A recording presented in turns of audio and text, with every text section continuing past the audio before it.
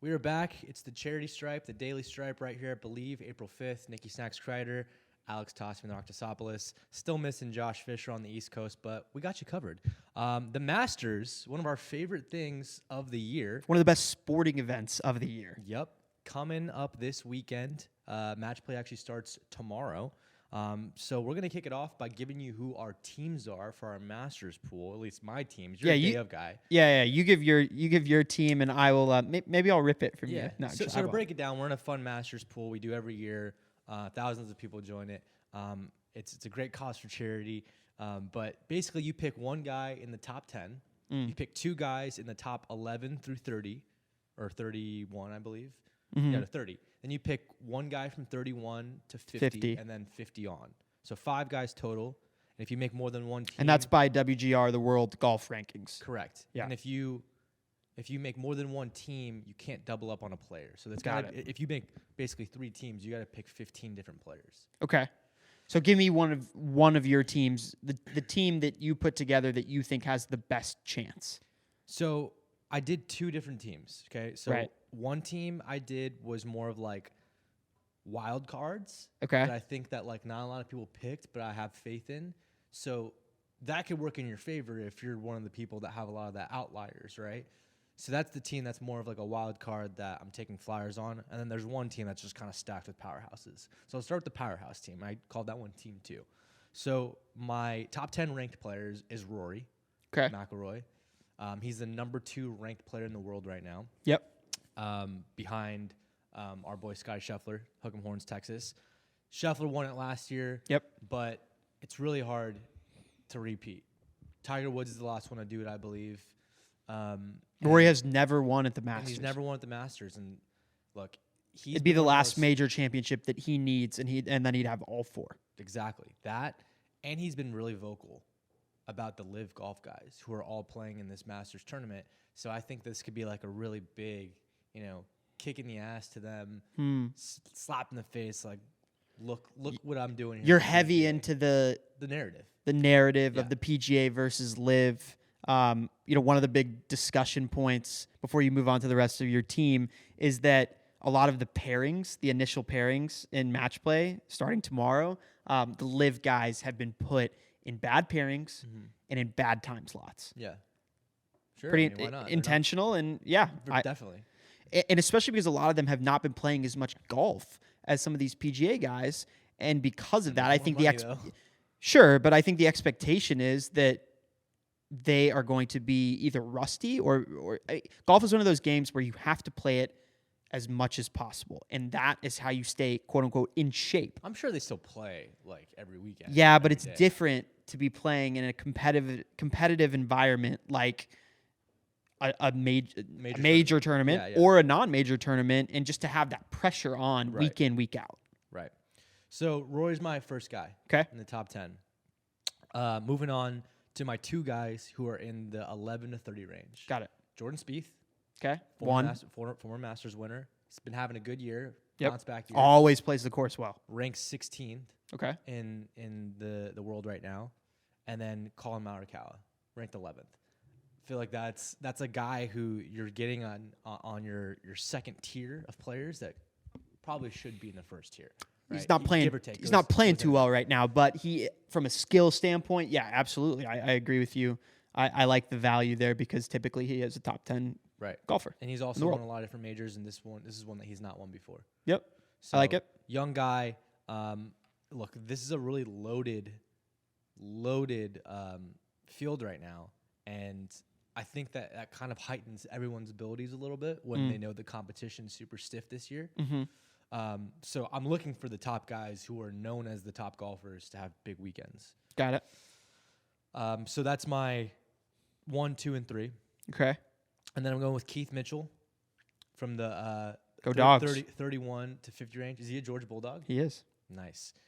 I just like the value there. I think that he's got pretty good odds heading into the weekend. He's playing good golf this year. And he's playing good golf. And I think, it's a nice pick in that range. Okay. And then my last guy, Patrick Reed.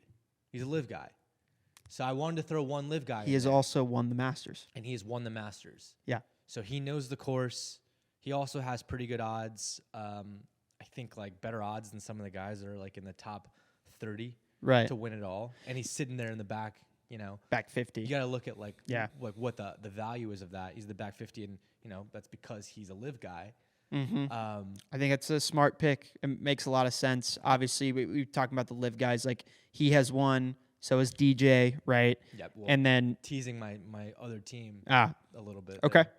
So I'll go backwards now for my team one. So this is the one where I have a little bit more of taking flyers on guys. okay, You know, guys I think can turn some heads. My fifth guy, ranked 50 through 100, Dustin Johnson. okay. Also has won it before. Also a live guy, not playing well, but you never know. It's Dustin Johnson.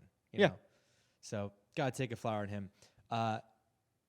The 30 to 50 range, Harris English. I think he's another guy kind of like Keith Mitchell. Good odds. He's in that range. He's always in the conversation. Kind of Okay. has. He's had a good year so far. I think he can be a guy who at least look. I'm looking for guys to play the entire weekend, because if you get a guy who's cut day one or day two, Yeah, pretty You're much. screwed. Yeah, you get the boot real quick when that happens. Okay, so who are your 11 through 30? okay. So I got Tom Kim.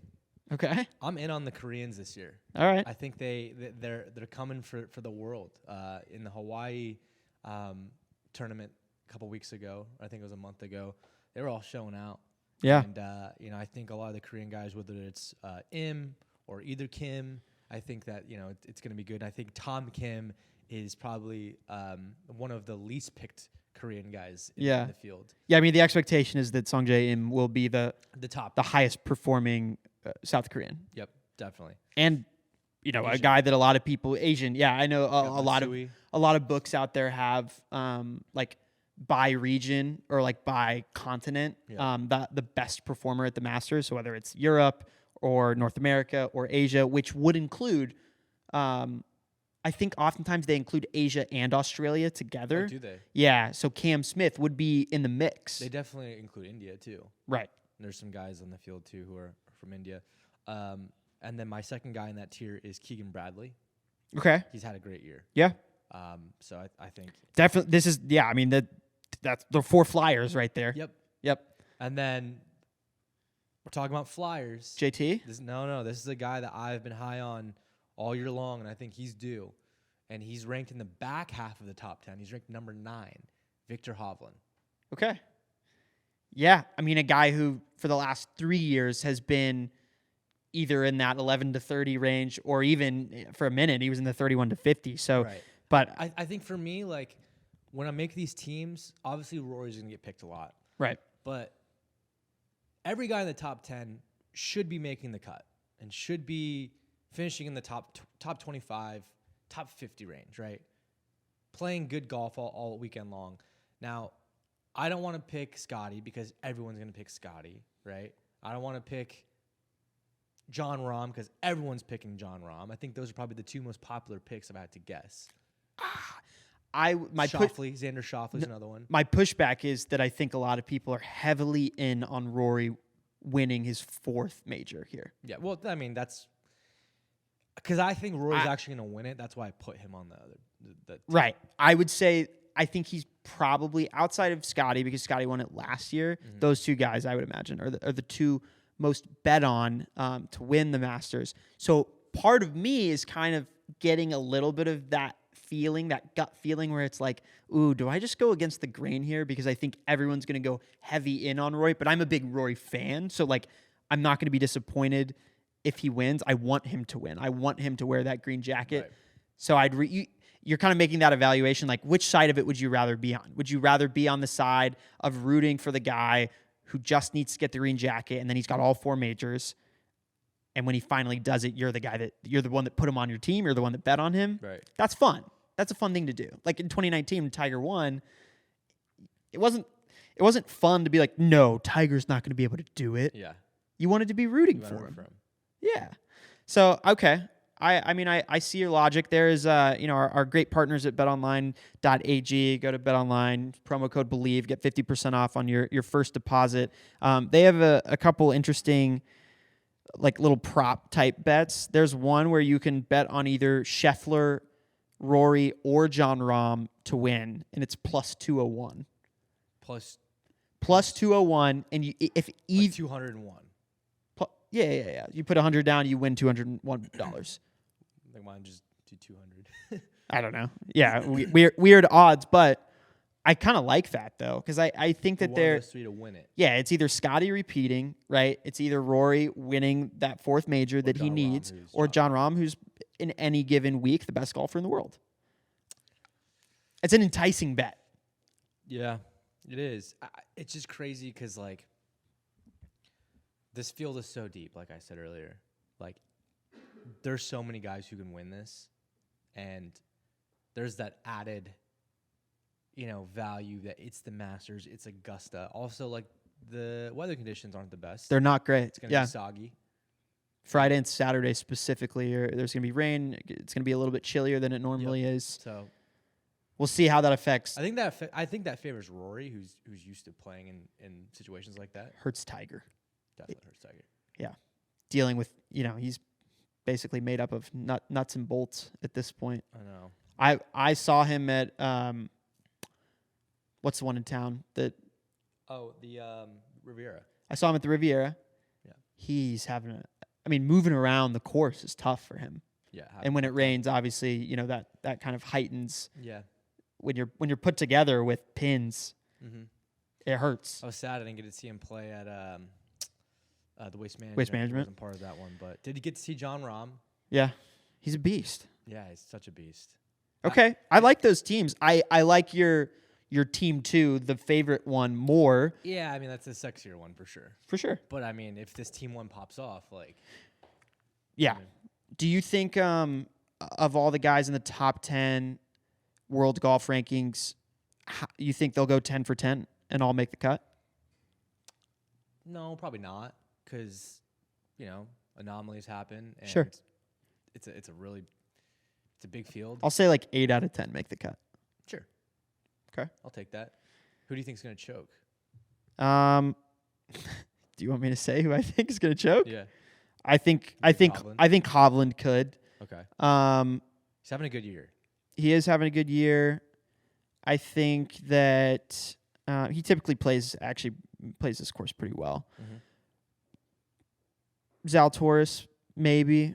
I mean, JT, like he's the number 10 guy, Yeah. and there's a chance that he just doesn't have a great tournament. I don't think it. Our buddy Zach is high on Patrick Cantlay. I love Cantlay. Yeah. So I was really close to picking Max Homa. He's had an amazing year. Yep. He's on fire right now. Cam Smith is a guy that I think maybe miss it. Maybe he's just really good. He's a really good golfer. Look, all these guys are really good. Yeah. Yeah. DeChambeau is an interesting bet to make long odds though. No, to make the cut. Oh, okay. Yeah, no, there's no way Bryson DeChambeau wins this. No chance. Yeah. That is an interesting bet, especially for the first 2 days, though. Like, just who's going to make the cut, who's not going to make the cut. But I do, they had the Masters, the dinner. Yep. And I wanted to bring up just the menu there and run it for all the Masters winners. You mean? Right. So what happens is when you win the Masters, the next year at the Masters dinner, you pick the menu. Okay. And so obviously that meant that Scotty picked the menu. Okay. Right. They already had it. It was, I think it was either last night or 2 nights ago. What if they did what? The menu, the movie. And they have to watch The Mess. Oh, my gosh. I'm glad they don't do that. That would be really scary. Get in their heads. I mean, The Mess was pretty messy. If you haven't seen the menu, go check it out on HBO Max. It is a really good menu. It is a really good menu. Okay, here's what he had. So he picked, and I don't know if they were like from specific restaurants that are his favorites. Wait, so it's just winners, right? That get to. It's the previous year's winner picks the menu for. No, the entire tournament. No, picks the menu for the dinner that they have the week of for all of the previous winners. Okay, so it's a dinner for previous winners. Yes. It's a club. The Masters Club. Got it. And, okay, so there were 2 apps. Cheeseburger sliders, served Scotty style, which I don't know what that means. Firecracker shrimp, with sweet Thai chili and sriracha mayo. That sounds fire. That sounds very good. Tortilla soup, avocado, crispy blue tortilla strips, sour cream, cilantro, lime. Can't tell you the last time I had tortilla soup, honestly. But I don't mind it. I'm a big tortilla soup. Okay, I'm gonna run through the rest of the menu, and then we can make our judgments. Texas ribeye steak or blackened redfish, family style mac and cheese, jalapeno creamed corn, fried Brussels sprouts, seasoned fries. That's home cooking. Very much so. And then a warm chocolate chip skillet cookie with milk and cookies ice cream. Interesting. Okay. Almost every single comment. So the Masters like tweets the menu out. Yeah. Almost every single comment is like, is that just the menu for like Ruby Tuesdays or like Applebee's? Yeah. Which like kind of feels like it. I just There's no way like Scotty has gone out and tried like amazing cuisine and is like a connoisseur. You don't think so? He seems like a I mean, you travel a lot as a golfer. Like you have the opportunity. potatoes guy. He does seem like that, but you do have an opportunity to with your paycheck, with your pocketbook, With your traveling, yeah. and with how much you travel to go to some of the best restaurants in the world. You have an amazing opportunity to do that. However, every person is different, and some people are very, very picky and like only want to or just routine oriented. Yeah, exactly. What would give me Nicky Snacks Kreider's Master Club dinner? So 2 appetizers, right? 2 apps. I'll give you 3. Like I'll count his tortilla soup as one of the apps. Okay. You don't have to. I'll You throw don't. soup in there. I Okay, guess. throw a soup. Throw a soup in there. Okay. It's gonna be all over the place. Have you know? Okay. Well, I will critique that because I think Okay. the total encompassing like dinner needs to work. Okay. Right. The John and Vinny's gem lettuce. Okay. Yep. It's really, I mean, that's, really, really good. That's like probably a staple for anyone that ever comes to LA. If you go to John and Vinny's, you gotta get the gem lettuce. Basically, it has like chilies. it has like a little light Caesar-esque dressing on it's it. like a spicy Caesar almost. But Yeah. like the crunchy like breadcrumbs. Breadcrumbs, The yep. garlicky, the Calabrian chilies get a little spice. I like his jalapeno or his firecracker shrimp The shrimp. thing. Yeah. So I'm gonna stay like within the seafood area. And I'm not going to say fried calamari. I'm going to say salt and pepper calamari, which is like garlicky and like salty, and it's not as. Does it have any breading on it? Yeah, no, it's like Lightly lightly breaded. Okay. With some lemon and some zest. Is there some sort of dipping sauce for that? Oh yeah, for sure. You'll get like chipotle aioli. And like a sweet chili or a marinara or? Yeah, we'll get an assortment. You can get an you assortment. can get Okay. your cocktail sauce. You can get your like your garlic aioli as well. Okay. And Cool. Some chipotle aioli. Nice. For a soup, let me throw a soup in there. I'm not like the biggest soup guy in the world, but I feel like You're a snack guy. I mean, like, I love hot and sour soup. So like if it's like a take like on a hot and sour soup, Okay. just very like outside the box, it'd be Yeah. fun just to sip on. This is a bit like your Group 1 Yeah. team right Actually, now. You know what? Just a bunch of flyers. I'm gonna flip that because like we're still in the appetizers. I don't want you to like spoil your meal. I'm gonna do a onion soup that is from like Benihana. Okay. Not I like a French onion soup too, but like a Benihana style. So more like onion soup. more broth forward as opposed to Yes. like a creamy onion soup Yeah. that would be more like French onion style. Mhm. Got it. Okay. So then I gotta move on to the mains. You said. Your mains, and then give me your. He had the mac. He had cream corn, Brussels sprouts, fries. So just give me a few sides with it. Okay. So mains gotta go with either like a lobster tail or a lobster roll, Okay. right? Where it's like buttery, like lemony, warm lobster. I like the idea of a sandwich for like the meal. Yeah. So like a lobster roll, like a very buttery, like Okay. New England style, Yeah. like prime lobster, and then you gotta go with like a steak. I think you gotta go with like a fillet or something like that. Yeah. Well, okay, so that's an either or thing though. They have is the it? option because he has the Why Texas not ribeye steak or blackened redfish. Why not like a surf and turf? I think you can combine them Yeah. and do one like that. Yeah. Yeah. So I would do like a surf and turf. Okay. I think that's a great choice. Yeah. Because that would be like one of my So last meals. so what cut of steak and then Probably like a filet all right. mignon. And then lobster or shrimp or No, I would stick with the lobster. okay. Gotta stick with the lobs. We had the calamari early on. Yep. And then for sides, let's talk about sides. Garlic mashed potatoes, Nice. like really creamy garlic mashed potatoes. Huge fan of mashed potatoes. Oh yeah. My girlfriend loves mac and cheese. I'm not a big mac and cheese fan. See, I would not. If it were me, I would throw the lobster with the mac. I would do like a Lobster truffle mac and lobster cheese. mac, and then. I don't love it when. But I like your surf and turf idea, so I think that's great. Yeah. Hey, it's your dinner, okay? So you don't have to pick the mac and cheese. Thank you. Don't do it. I appreciate that. Let's see here. This is where it starts to get really tough. I do like the Brussels sprouts idea. I'm out on that. Okay, you know what? Garlic string green beans, like kind of like Asian style as Yep. well. Okay. Where like the garlic is like all over it. It's Yeah, got, yeah, like, yeah, it's yeah, got, I like, got you. fish oil sauce on it. And Nice. Stuff like that. Nice. That's great. I'm a big Asian cuisine connoisseur. Hence why I picked Tom Kim earlier. You are a quarter Chinese. My last side. Oh man, this is tough. There's so many good sides out there. Yeah, so you have the garlic mash. You've got the garlic string beans. Just trying to think of like what else would work well. He had his creamed corn, right? Mm-hmm. He had his seasoned fries, but you already have your potato. You already have like your green forward veggie. I'm gonna do a fried rice. I'm gonna do a chicken fried rice. Wow. Like a Benihana style with like the Benihana garlic. You're basically just going to Benihana, Yeah, but with the surf and turf as well. which you can get at Benihana. Yeah, I think you can. Yeah, you're basically going to Benihana. Okay, I got the so Benihana soup. I got the Benihana salad with mashed potatoes. So what are And then you? my dessert. Yeah, what are you finishing it off with? There's so many good desserts out there. I'm not the biggest dessert guy. I don't have a huge sweet tooth. However, I think a tres leches would be bomb. So Wow. basically, we got You're going Asian all cuisine. over the world Yeah, with your yeah. food. Well, yeah, you can pick anything, right? you Why not? can. Yeah. So we got Benihana, we got home cooking, mashed potatoes. We Sure. got Mexican style tres leches. Yeah.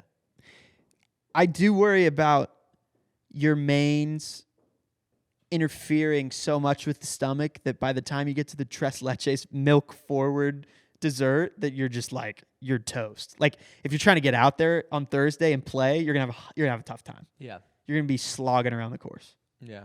Sounds really good though. I would eat that. I would eat that meal. Scheffler's meal is good in theory. I just don't think there's a lot of spice in there. Yeah. I think it's very, very plain Jane for me. Yeah, I feel that. Okay. Well, Do you want to throw yours out there? Do you think you have time? no, we don't need to spend time with mine. I'll come up with my own version of it, and I'll do like fast food only. Okay. That's Easy. that's what I'm gonna. I did want to bring up just real quick on the NBA front. I do think that Embiid, with his performance last night against the Celtics, and how Jokic has been performing, and the Nuggets have been performing this last week and a half of the season, which has not looked great for them, and I think it is making a lot of people feel really shaky about them as the 1 seed in the Western Conference. I think Embiid has solidified himself completely as the MVP. I know we've kind of checked in multiple times over the past 2 weeks and looked at the odds, and they were trending in his favor, and I think we're going to continue to see that, and I think he will end up with the award. But more importantly now are the seedings and how these playoff matchups are going to shake out.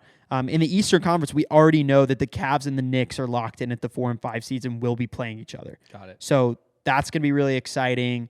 Donovan Mitchell, that whole narrative of were the Knicks going to trade for him? What package were they going to put together in the offseason? He ends up in Cleveland. Now he's playing Jalen Brunson with the Knicks. They're going to have to go to the Garden. Cleveland's going to show up. That's going to be a really, really fun series. In the West, though, there is still a lot of seeding that has to kind of fall into place. Mm-hmm. The Clippers and the Lakers play tonight. Yep. They are both 41 and 38. If the Lakers win this game, they will be the 6th seed in the West. This is a team that before they traded and before the All-Star break, Weren't even in the playoff game, right? in the first 2 months of the season, were one of the worst teams in the NBA. This would be an incredible 180 that this team's had, and Pelinka did such an amazing job with this trade. I'm with you. I think it's an incredible 180 in any other circumstance. They have LeBron and AD. But LeBron hasn't been playing a lot of these games. AD hasn't been playing a lot of these games. I mean, he's been relatively healthy, but they both were banged up. LeBron really has not been playing a lot of these games, Yeah. at least in the last like 15 to 20, where they really had to win a bunch of these games. I mean, we were lucky enough to have Lamar Odom talking with Ramona Shelburne in the studio a few days ago, and Ramona had a conversation with Dennis Schroeder, and Schroeder said we looked at the All-Star break and we looked at the last 30 games, and we said as a team, if we can win 20 of these 30 games, we're in a really, really good position. They're 25 out of those 30 games. They've gotten that far. There's 5 of those games left to play. Yeah. They've won. They're 15-10. Actually, now they're 16-10 because they played nice. 26. So they've almost done exactly what they said and set their minds out to do. They're So very vet heavy. very vet heavy, but they've got a couple of young guys. Reeves has made a really big name for himself. Yeah. Rui Hachimura is a young guy. D'Lo is still like not that old. They're going to be really fun, even if they don't get that 6 seed, just to be in the play-in. And I know a lot of people have them as like a sneaky contender. I am really keyed in, though. I think the Grizzlies and the Suns, to me, look like the 2 teams that are going to be shaking it out in the Western Conference Finals. That could be fun. Wiggins came back for the Warriors, which is nice. Mm-hmm. You think the Nugs are toast? I just don't know if they have enough defensively. Same thing with the Kings. Like Jamal Murray, Michael Porter Jr., Nikola Jokic, none of their 3 best players are great defenders. And I know people like knocking the Mavs on this the entire year. The Mavs defense sucked. Yeah. Luka's not a great defender. Kyrie's not a great defender. It's really, really tough when Gotta play defense in the playoffs. Yeah, and the Warriors, like, Steph Curry's not an amazing defender, but they have Draymond Green, who's a multiple-time Defensive Player of the Year. And they have Andrew Wiggins, who's a really good defender. And Klay Thompson, when, at peak Klay, pre-injury, really good defender, and still a decent defender. So I just am wary of picking a team like that to go all the way when they don't have the defensive side of the ball taken care of. Gotcha. Well, we'll see how that all shakes out. We're the Charity Stripe, Nikki Snacks Kreider, Alex Toss Me the Rock Tassopoulos, Believe, April 5th. We'll see you tomorrow.